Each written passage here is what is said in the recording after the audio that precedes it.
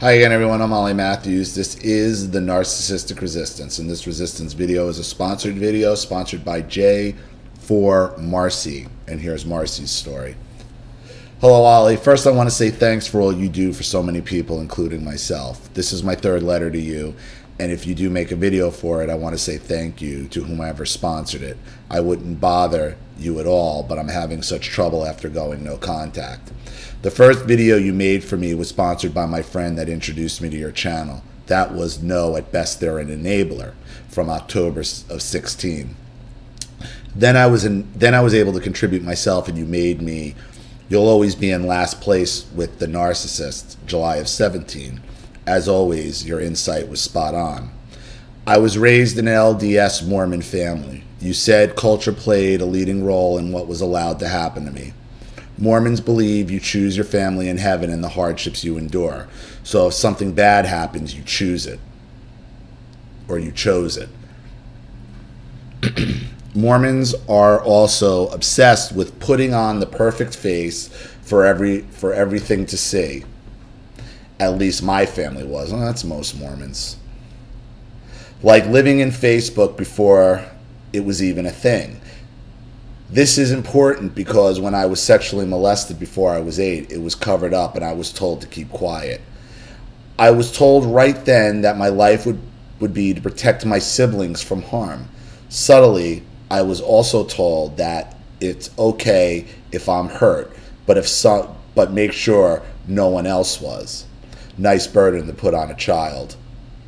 There is where your second point becomes clear. I was always put last because not even I can put my needs first to this day.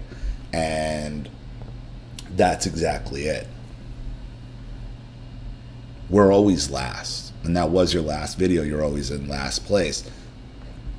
But here's the thing. How are you supposed to keep anyone else from being hurt if you're such a mess yourself? You know, and I said this a little earlier to somebody. You know, you're drowning in quicksand. How are you going to save anybody if you're in the quicksand too? You can't. You have to get out of the quicksand. You just have to save yourself. Get on solid ground. And then you could pull somebody out of the quicksand from your solid ground.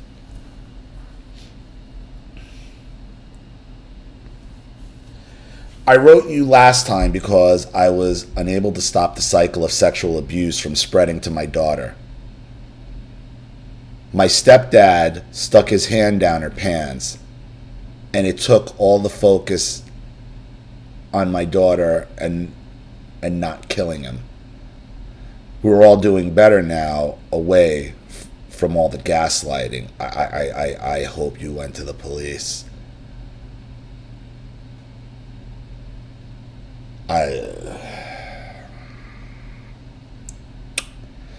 I'm writing now for 2 reasons. My mom was eerily quiet after we left until the other day. She texted me the following. I had a dream in which you said, "Mom, please don't stop calling. Even if I called, you would answer." I ignored her, and thank God she didn't call. At first I was terrified. Then I was relieved to see signs that she really is a narcissist, because a normal person would be ashamed of their husband's actions and chosen their blood. A normal person wouldn't text me like I'm a lost lamb. I would love your opinion on that text if I'm seeing it right. I don't know why any text from that cunt would be relevant whatsoever.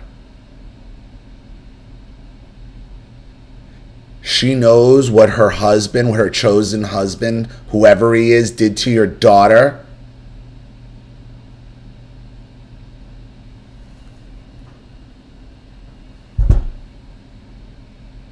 It's irrelevant. It doesn't matter.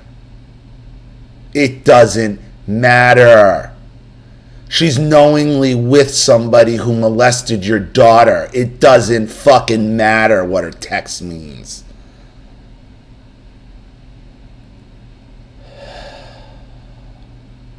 It's a religious cult. This is what it is. It's a religious cult. This is what religious cults do. And then they act like they're above it all, like they're some sort of deity, and you're the lost sheep.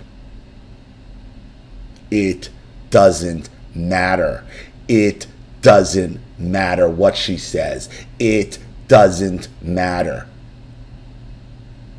Your husband molested my daughter. It doesn't matter what she says.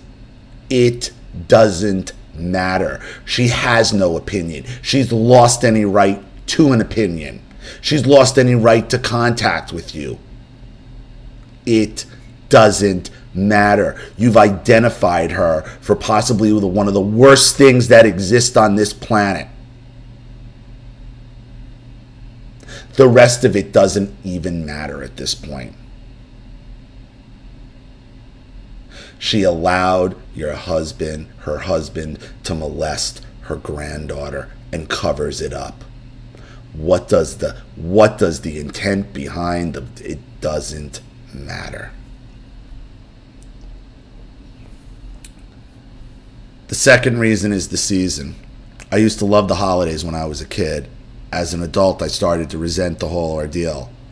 Not just because I had to be in close quarters with people that think I'm crazy for outing my father after he did things like get his hands wet and purposely leave handprints on my boobs. Why does your mother keep ending up with fucking child molesters? No contact. No contact. I don't know why.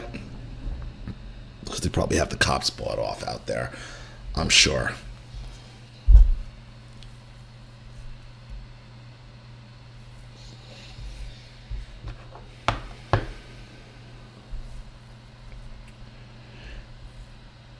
And that was the innocent stuff.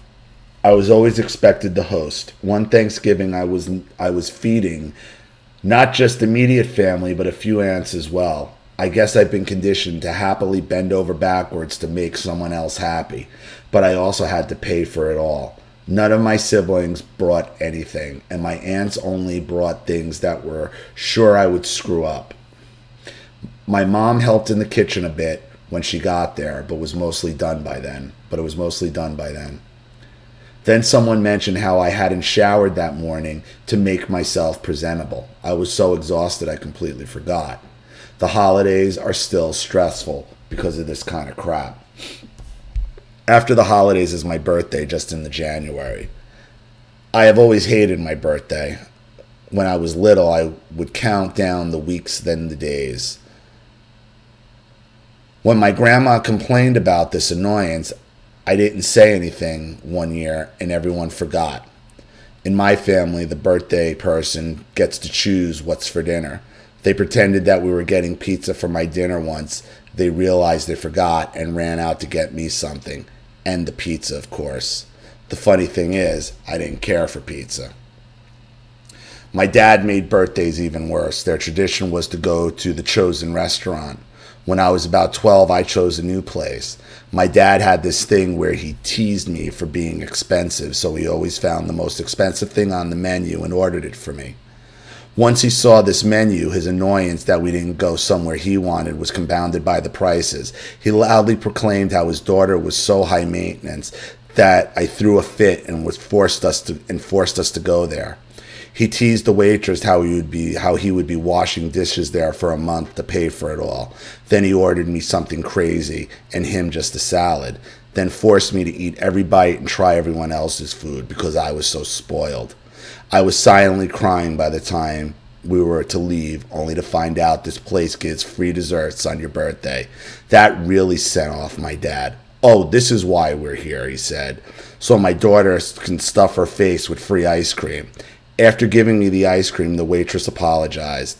I didn't understand why she did for a long time. I guess she was embarrassed by my dad's behavior. I believed what my dad said. I still hate ordering anything expensive or getting things from the grocery store for me to eat. By the way, my dad is another woman in a man's body you keep describing. I was wondering if anyone else had similar experiences, and to ask, how do I go out and do things as you advise when I'm terrified? I come home drenched in stress sweat just from work. Trying anything new is insurmountable. I hate spending money. I'm terrified of screwing up. I'm also jumpy, and the smallest thing triggers my anxiety. Not so much fun. I'm sorry this letter is much longer than my last letter, but I would be remiss to say hi to your beautiful wife, Charlene. Thank you again, Marcy. Look, the waitress felt terrible for you. Felt terrible for you. And like, your father and my father should probably go bowling together. Seriously. Because it's the same bravado. I'm the big entertainer, center of attention, but they're never funny. They're never funny unless they're making fun of somebody, unless they're making somebody feel bad, and it's always you. And when they have a public audience and when they can humiliate you in public, all the better. And if you complain, then you're ungrateful. Oh, we take you to this big, expensive birthday and there's no... That's why you got looks like that from the waitress. She apologized. I've gotten looks like that. My friend Matt's parents, that's how they used to look at me, the ones who stood up to him. I've had strangers look at me like, I remember that look from that poor kid.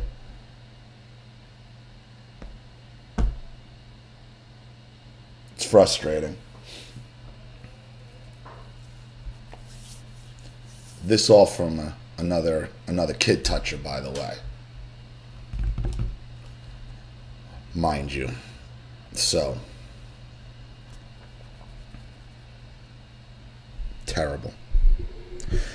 So as far as your mother goes, it doesn't matter. It doesn't matter. You should have every form of communication blocked. As far as your stepfather, I don't know why you're keeping it quiet, why you haven't gone to the cops. I don't know how you're healing your daughter. I mean, I hope she's in some kind of therapy and getting help. But Jesus Christ. It's not just your kids they're doing it to, Marcy. I'm sure he's doing it to others. And somebody's got to call it out. Otherwise, it's never going to stop. So, thank you for your story, and thank you to Jay for sponsoring this video. I really appreciate it. I hope it helps. Thank you to everybody watching. Please leave any opinions or advice in the comment section below. And again, if you want your story read on the channel, you have a topic you'd like me to cover, a narcissist you'd like to expose, you'd like to set up Skype, a phone call, have a private video made, Facebook or a Facebook live chat, or you'd like to sponsor a video like this for someone who needs help and can't afford it, or you just want to contribute to the channel in general to help it grow, succeed, and expand, because this channel still survives 100% on contributions from all of you. Without you, none of this would be possible. So if you like the videos you see here and you want to see more of them, you know what to do with the PayPal and email links down in the description box. Also, please like and share this video wherever you can. Subscribe to my channel if you haven't, and be sure to click the subscription bell to be notified of all my video uploads. I'm Ollie Matthews. This has been the Narcissistic Resistance. Take care.